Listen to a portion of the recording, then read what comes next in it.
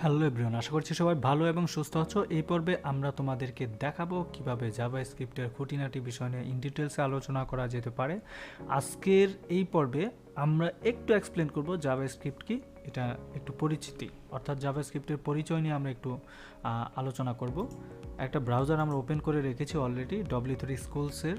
তো এই ওয়েবসাইটের মধ্যে ইন্ট্রোডাকশন দিয়েছে জাভাস্ক্রিপ্ট ক্যান চেঞ্জ HTML এর কন্টেন্ট, অর্থাৎ জাভাস্ক্রিপ্ট HTML এর কন্টেন্টকে চেঞ্জ করতে পারে।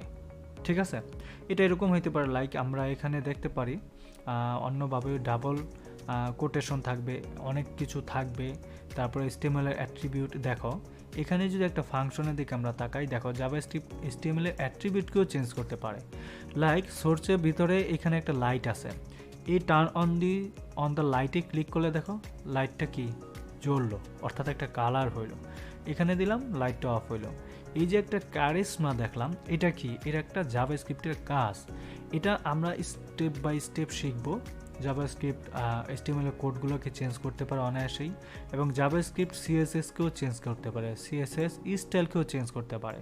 বুঝতে পেরেছো? আমরা কিন্তু অলরেডি CSS নিয়ে আলোচনা করেছি, সেগুলো তোমরা দেখবা। ওকে, তারপরে জাভাস্ক্রিপ্টের হাইড করতে পারে কন্টেন্ট, জাভাস্ক্রিপ্ট কন্টেন্টকেও হাইড করতে পারে। ঠিক আছে, তো এগুলো যদি আমরা ইচ্ছে মতো দেখি তাহলে হবে না, আমাদের এগুলো নিয়ে স্টেপ বাই স্টেপ আলোচনা করতে হবে।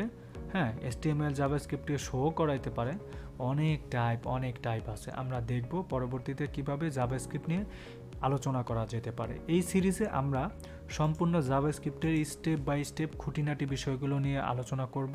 তোমরা খুব মনোযোগ সহকারে ইউটিউবের ভিডিওগুলো দেখবা, এবং প্রত্যেকটা ভিডিও পজ করে করে তোমরা তোমাদের ভিজুয়াল স্টুডিও ওপেন করে এটাকে চর্চা করবা। অর্থাৎ কোড তুমি যত কিছুই দেখো, ভিডিও যতই দেখো, এটাকে প্র্যাকটিস না করলে তুমি কখনোই সফল হতে পারবা না, অর্থাৎ নিজে কিছুই শিখতে পারবা না। এর জন্য আমাদের প্রত্যেকের মাস্ট বি জাভাস্ক্রিপ্ট হোক, যে কোনো কোড হোক, আমাদেরকে শিখতে হবে। এই রানগুলো করাইতে হলে আমাদেরকে এগুলোর ইন ডিটেলসে আলোচনা করতে হবে, আদারওয়াইজ আমরা কেউ কখনো সাকসেসফুল হতে পারবো না।